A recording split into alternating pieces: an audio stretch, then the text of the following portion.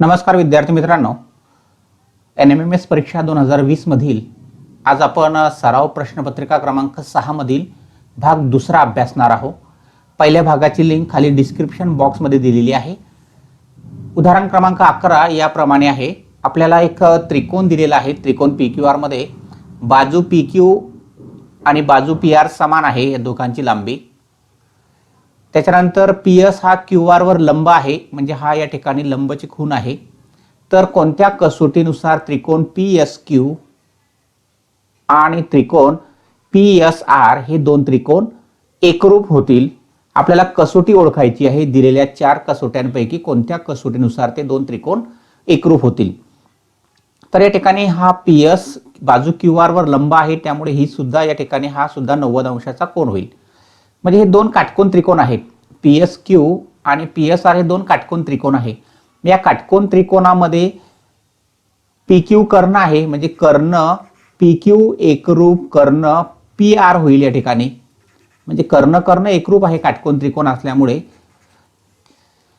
आणि बाजू PS जी आहे ती सामायिक बाजू आहे। सामायिक बाजू असल्यामुळे त्या ठिकाणी बाजू PS एकरूप बाजू PS होईल।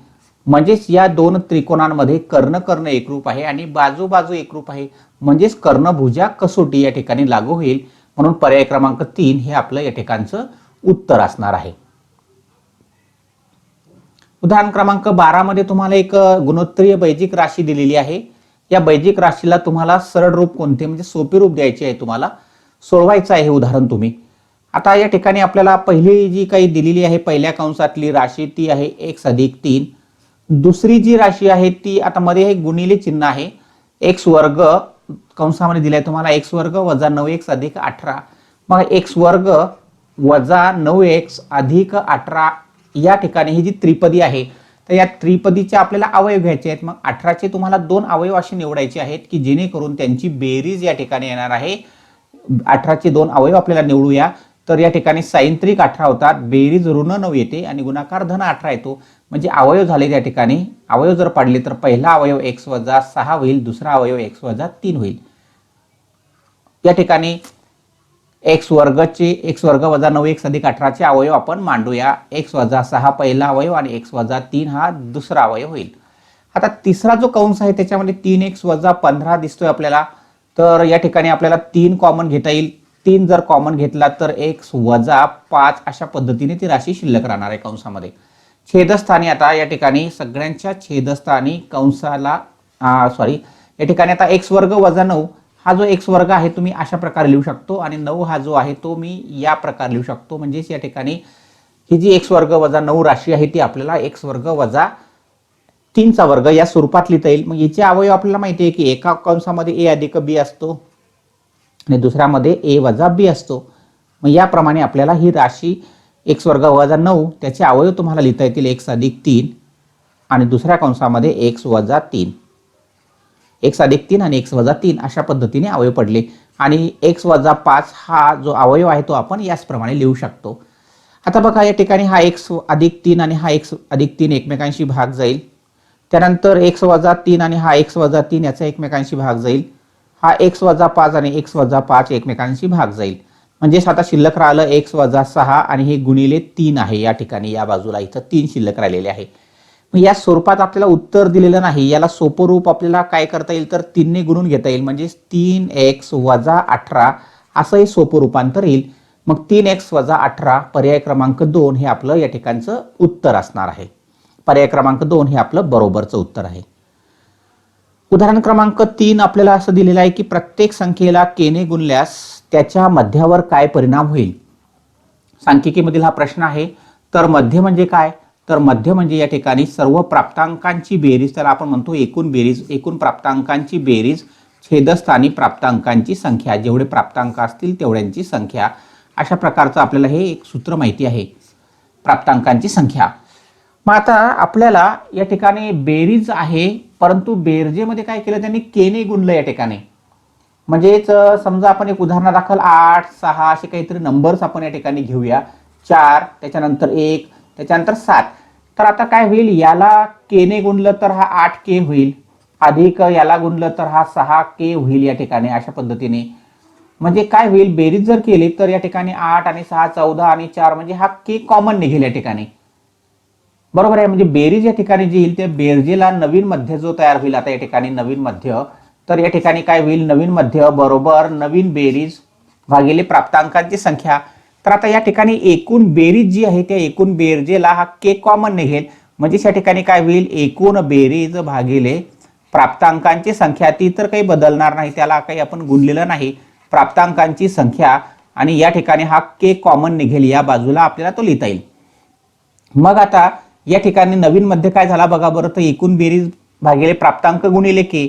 हा जो एकूण बेरीज भागिले प्राप्तांक आहे म्हणजे हा आपला अगोदरचा मध्य आहे, त्यालाच आपण मूळ मध्य म्हणू शकतो. हा मूळ मध्य आहे, म्हणजे मूळ मध्य गुणिले के, अशा पद्धतीने आपल्याला हा नवीन मध्य तयार झालेला दिसेल. म्हणजेच मग आता नवीन मध्य कशा प्रकारचा असणार आहे, तर मूळ मध्य गुणिले के च्या पटीमध्ये तो वाढेल. हे पर्याय क्रमांक आपल्याला 2 मध्ये दिलेला, इथं या ठिकाणी बरोबरचं चिन्ह आहे, पर्याय क्रमांक 2 हे आपलं या ठिकाणचं उत्तर असणार आहे. उदाहरण क्रमांक 14, झाकण नसलेल्या पेटीची मापे म्हणजे त्यांची लांबी, त्या पेटीची लांबी दिली आहे 4 सेंटीमीटर, रुंदी दिली आहे 3 सेंटीमीटर, उंची दिली आहे 2 सेंटीमीटर, तर तिचे पृष्ठफळ किती. आता या पेटीचा आकार इष्टिका चिती अशा प्रकारचा आहे, त्यामध्ये लांबी तुम्हाला 4 मीटर आहे दिलेली, रुंदी 3 मीटर दिलेली आहे आणि उंची दिली आहे तुम्हाला 2 मीटर. आता याला झाकण नाही, मग आता या ठिकाणी एकूण पृष्ठफळ आपल्याला माहिती आहे की या इष्टिका चितीचे जे एकूण पृष्ठफळ आहे त्या एकूण पृष्ठफळाचं सूत्र आपल्याला या ठिकाणी माहिती आहे. पण आपल्याला आता एकूण पृष्ठफळ काढून चालणार नाही, कारण हा जो वरचा भाग आहे, वरचं झाकण जे आहे ते झाकण नाही या पेटीला, म्हणजे हा भाग जो आहे या ठिकाणी अशा प्रकारचा हा आपल्याला विचारात घ्यावा लागणार नाही. म्हणजे एवढं पृष्ठफळ जे आहे या वरच्या भागाचं ते आपल्याला या ठिकाणी वजा करावं लागेल. तर पहिल्यांदा आपण एकूण पृष्ठफळ काढू आणि त्याच्यातून मग हा जो वरचा पृष्ठभाग आहे या वरच्या पृष्ठभागाचं जे पृष्ठफळ आहे ते वजा करू, म्हणजेच तुम्हाला पेटीचं पृष्ठफळ मिळेल. हाच एक पर्याय त्याला आहे. तर आता लांबीसाठी आपण एल अक्षर वापरणार आहे, रुंदीसाठी बी अक्षर आणि उंचीसाठी एच अक्षर वापरणार आहे. तर एकूण पृष्ठफळाचं सूत्र आहे त्या ठिकाणी 2 कंसामध्ये एल गुणिले बी म्हणजे लांबी गुणिले रुंदी अधिक रुंदी गुणिले उंची अधिक उंची गुणिले लांबी, अशा प्रकारचं ते एकूण पृष्ठफळ काढण्याचं सूत्र आहे. याच्यामध्ये आता किमती टाकून आपण एकूण पृष्ठफळ काढूया. एल ची किंमत 4 गुणिले बी ची किंमत 3 आहे अधिक 3 गुणिले या ठिकाणी 2 येतील अधिक 2 गुणिले 4 येतील. सोपं रूप देऊया याला आपण आणि उत्तर काढण्याचा प्रयत्न करूया. 4 त्रिक 12 अधिक 3 दोन्ही 6 अधिक 2 गुणिले 4 म्हणजे 8. म्हणजे या ठिकाणी काय होईल, तर 2 गुणिले इथं बेरीज बघा 12 आणि हे 8 20 करूया, 20 आणि हे 6 26 म्हणजे 26 दोन्ही 52, हे 52 चौरस सेमी एकूण पृष्ठफळ झालं. आता हा सुद्धा पर्याय तुम्हाला दिलेला आहे फसवण्यासाठी बघा, 52 चौरस सेमी. पण आपल्याला आता या ठिकाणी बघा झाकण नसलेली पेटी आहे, झाकण नसलेली महत्वाचा मुद्दा तो आहे, म्हणजे वरचा जो पृष्ठभाग आहे तो आपल्याला विचारात घ्यावा लागणार नाही. आता वरच्या पृष्ठभागाची लांबी किती होईल, तर ही लांबी आणि ही लांबी समान आहे म्हणजे 4 सेंटीमीटर झाली ती. त्याच्यानंतर ही 3 आणि ही 3 होईल म्हणजे या ठिकाणी लांबी झाली 4 आणि रुंदी झाली 3 मीटर. मग आता झाकणाचे पृष्ठफळ आपल्याला या ठिकाणी काढता येईल. झाकणाचे पृष्ठफळ बरोबर या ठिकाणी 4 गुणिले 3 लांबी गुणिले रुंदी, आयताकृती असल्यामुळे लांबी गुणिले रुंदी हे सूत्र वापरता येईल. मग झाकणाचं पृष्ठफळ आलं 12 चौरस सेमी. हे आता आपण आलेल्या या 52 चौरस सेमी मधून जर वजा केलं तर वजाबाकी येते या ठिकाणी 40 चौरस सेमी. म्हणजेच या ठिकाणी त्या पेटीचं पृष्ठफळ असणार आहे, झाकण नसलेल्या पेटीचं पृष्ठफळ असणार आहे 40 चौरस सेमी.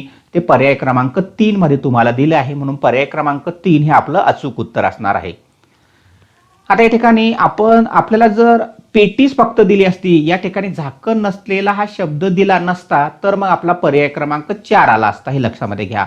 पण झाकण नसलेली असल्यामुळे त्या ठिकाणी ही 12 चौरस सेमी आपल्याला वजा करावे लागतील, म्हणून पर्याय क्रमांक 3 हे आपलं उत्तर असेल. पुढचं उदाहरण या ठिकाणी आहे की एका वर्तुळाकार बागेभोवती 1 मीटर रुंदीचा रस्ता तयार करण्यासाठी 10 रुपये 50 पैसे या प्रति चौरस मीटर या दराने किती खर्च येईल.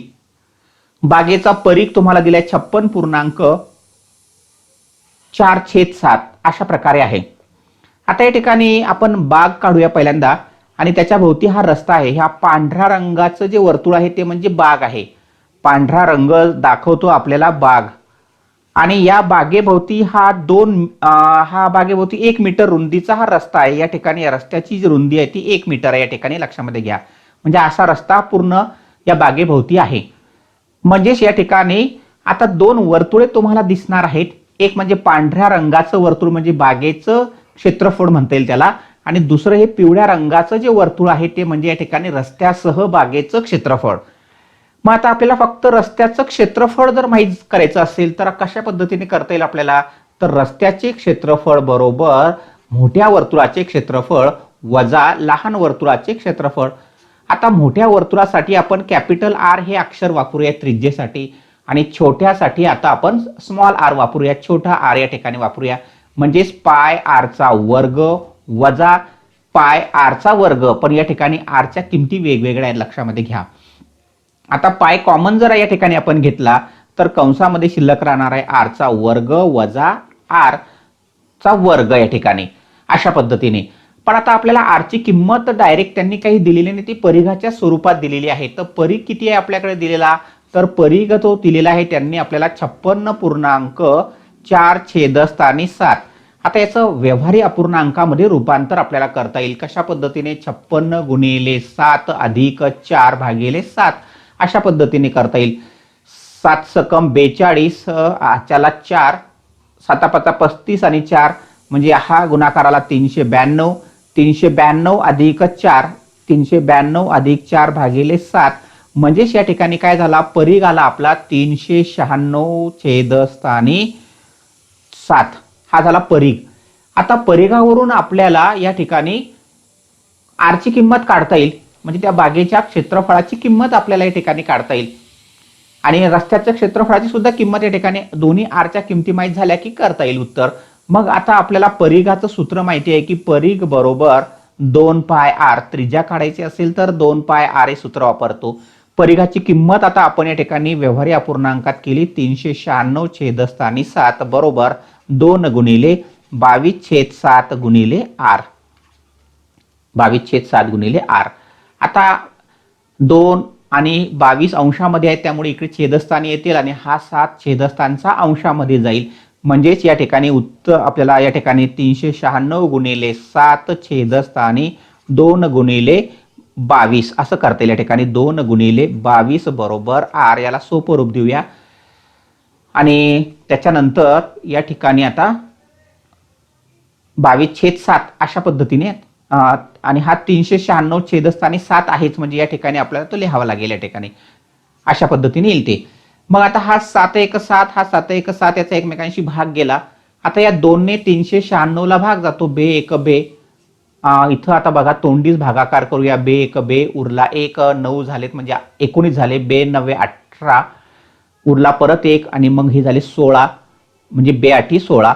198 भागिले 22, 198 भागिले 22 अशा पद्धतीने आरची किंमत येईल.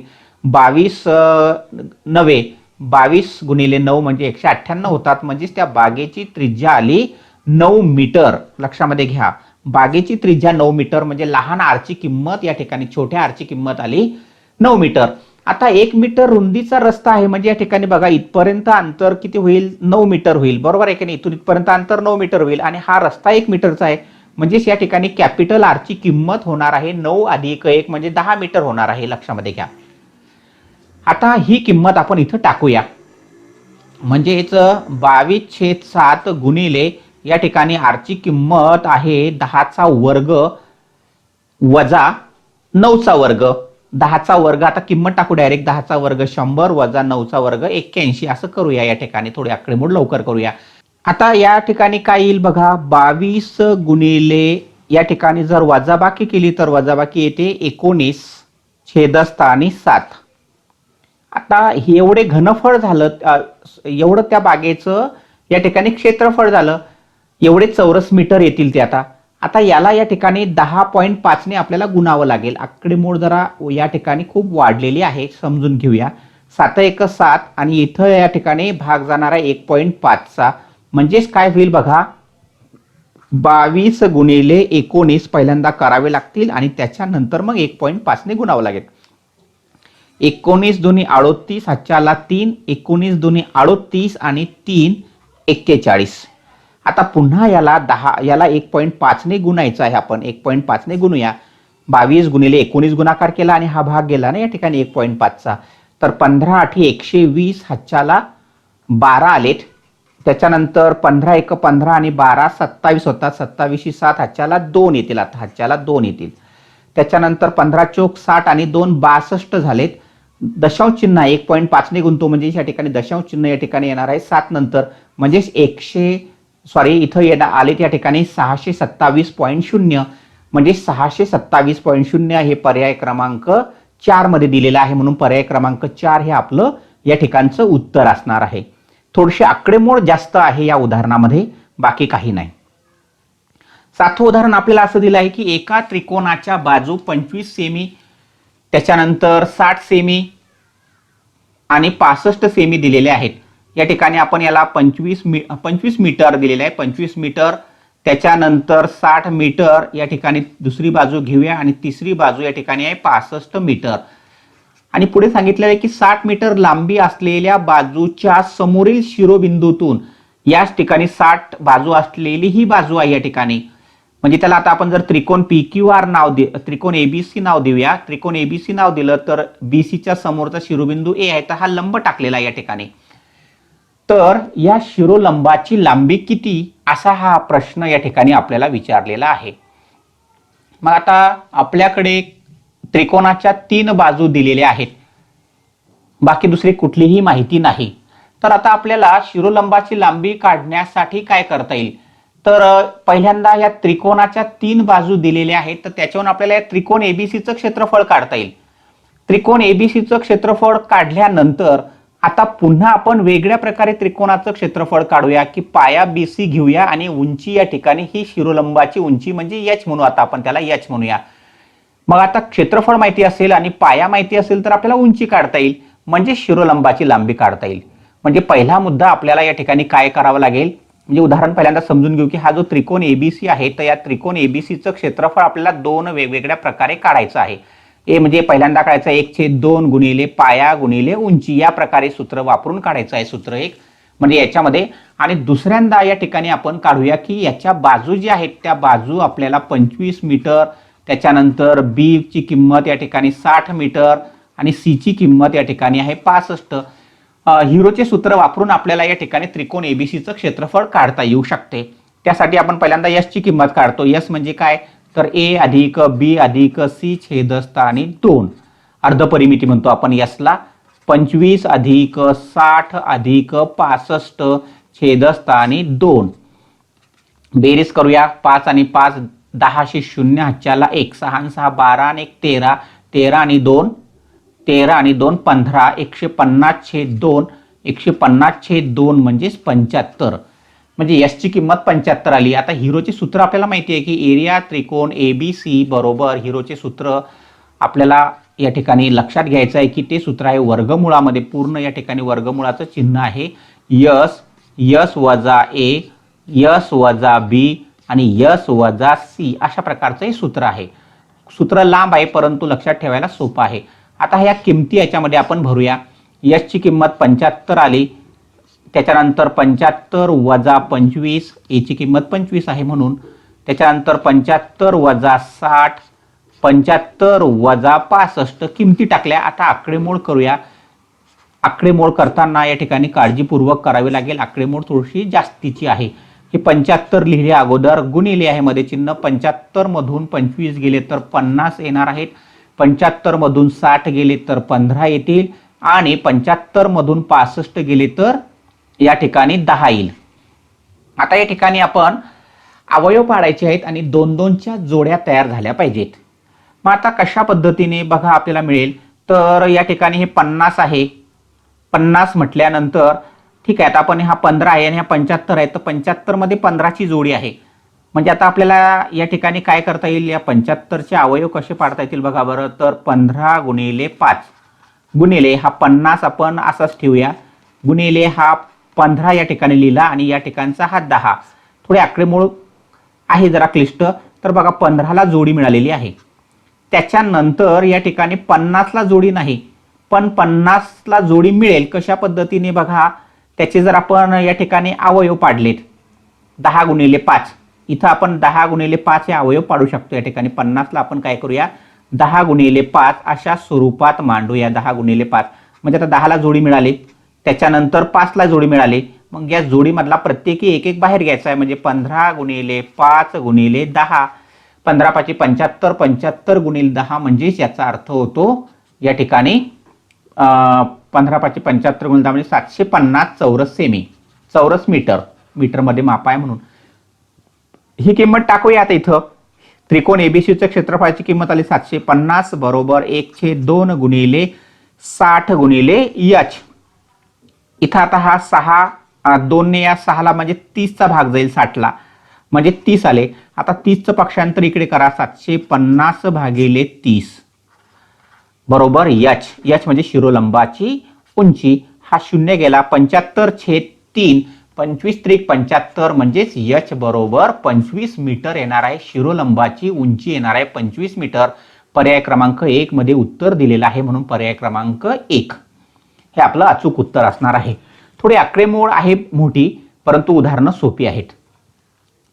उदाहरण क्रमांक 17 असं आहे की एका मुद्दलाचे दर साल दर शेकडा 10 दराने चक्रवाढ व्याजाने 3 वर्षाचे व्याज, या ठिकाणी एक शब्द राहून गेलेला आहे. 3 वर्षाचे व्याज, 3 वर्षाचे व्याज 331 रुपये होते, तर ती राशी कोणती असं आपल्याला या ठिकाणी दिलेलं आहे. तर आता आपण पहिल्यांदा चक्रवाढ व्याजासाठी जे सूत्र वापरतो ते बघूया. तर आर ची किंमत तुम्हाला 10 दिलेली आहे, म्हणजे दर साल दर शेकडा 10. यांची किंमत या ठिकाणी 3 आहे. त्याच्यानंतर आता आपल्याला राशी काढायची आहे, म्हणजे या ठिकाणी चक्रवाढ व्याजाने मुद्दल आपल्याला या ठिकाणी काढायचं आहे. त्याच्यानंतर या ठिकाणी तुम्हाला व्याज दिलेला आहे. व्याज म्हणजे पी बरोबर किती, पी बरोबर किती, आणि आपल्याला व्याज दिलेला आहे कंपाऊंड इंटरेस्ट म्हणतो आपण त्याला. कंपाऊंड इंटरेस्ट बरोबर तुम्हाला दिलेला आहे 331 रुपये. हे अशा प्रकारे उदाहरण आहे. तर आता आपण पहिल्यांदा रास काढूया. रास काढल्यानंतर आता आपल्याला ती राशी काढता येईल. तर रास काढण्याचं सूत्र आहे ए बरोबर पी कंसामध्ये 1 अधिक आर छेदस्थानी 100चा घातांक n, चक्रवाढ व्याजाने होणारी रास. कारण आता आपल्याला या ठिकाणी बघा सिंपल कंपाऊंड इंटरेस्ट म्हणजे चक्रवाढ व्याज आपल्याला माहिती आहे. रास जर तुम्हाला मिळाली, कारण सूत्र आहे राशीचं ए बरोबर या ठिकाणी काय सूत्र आहे, पी अधिक सी आय.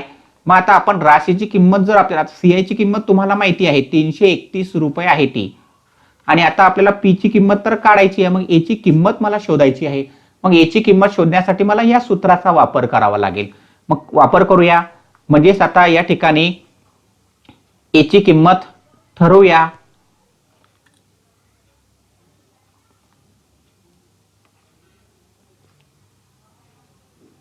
ए म्हणजेच काय होईल, पी अधिक सी आय बरोबर पी, आणि याच्यामध्ये या ठिकाणी आर ची किंमत आता आपल्याला ठेवावं लागणार आहे 10 छेदस्थानी 100चा घातांक 3.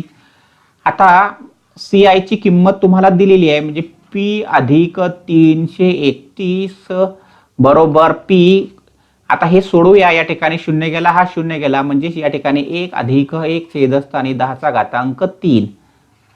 आता पुन्हा या ठिकाणी पी लिहूया, आणि इथं छेदाचा लसावी 10 आला, इथं छेदस्थानी काहीच नाही म्हणजे 1 असेल. 10 1 10 आणि हा 1 11 होईल. 11चा घातांक 3. इथं पी अधिक 331 आहेत, बरोबर आहे. आता या ठिकाणी आपल्याला पी ची किंमत ठरवायची आहे. पी ची किंमत ठरवण्यासाठी ही आकडेमोड आता आपल्याला करावी लागेल. म्हणजे पी अधिक 331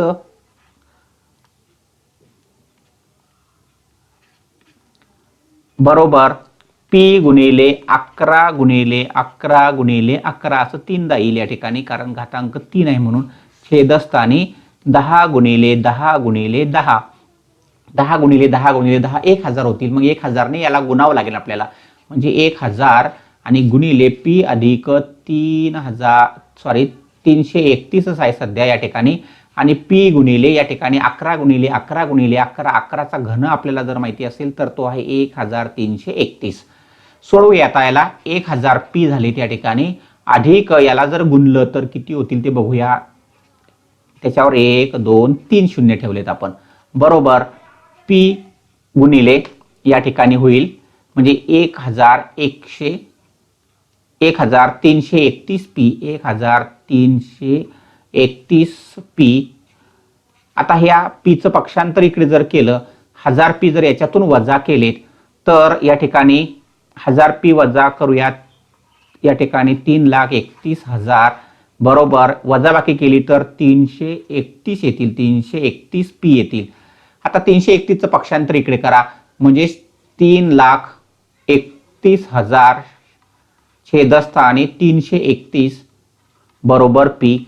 हा भागाकार करा, 331 एक 331 आणि हे 3 शून्य म्हणजेच या ठिकाणी पी ची किंमत आली 1000. पी बरोबर 1000. पर्याय क्रमांक आहे आपला, बरोबरचा पर्याय क्रमांक दिलेला आहे तुम्हाला 2. पर्याय क्रमांक 2 मध्ये उत्तर दिलेलं आहे म्हणून पर्याय क्रमांक 2. या उदाहरणामध्ये थोडीशी आकडेमोड जास्तीची आहे. उदाहरण क्रमांक 13 उदाहरण क्रमांक 18 बघा. 33 सेमी लांबी व 16 सेमी रुंदीच्या एक आयताकार कागद रुंदीच्या दिशेने गुंडाळून एक वृत्तचिती बनवली तर तिचे घनफळ किती. म्हणजे या ठिकाणी हा असा आयताकृती कागद आहे. या आयताकृती कागदाची लांबी रुंदी तुम्हाला दिलेली आहे. लांबी दिलेली आहे 33 सेंटीमीटर आणि रुंदी दिलेली आहे त्या ठिकाणी 16 सेंटीमीटर. आता या रुंदीच्या दिशेने तो गुंडाळला या ठिकाणी, म्हणजे या दिशेने या ठिकाणी तो गुंडाळला, या दिशेने गुंडाळल्यानंतर या ठिकाणी ती वृत्तचिती तयार होईल अशा प्रकारे. हे अशा प्रकारची जी वृत्तचिती तयार होईल, तर ही जी वृत्तचिती आहे तर याच्यामध्ये या ठिकाणी ही जी आहे ही उंची 16 सेंटीमीटर राहील आणि या ठिकाणी हा जो भाग आहे या ठिकाणी हा 33 सेंटीमीटरचा, तर त्याचा परीघ तयार होईल या ठिकाणी, परीघ बरोबर आहे. म्हणजेच त्या ठिकाणी वर्तुळाचा परीघ बरोबर या ठिकाणी होणार आहे 33.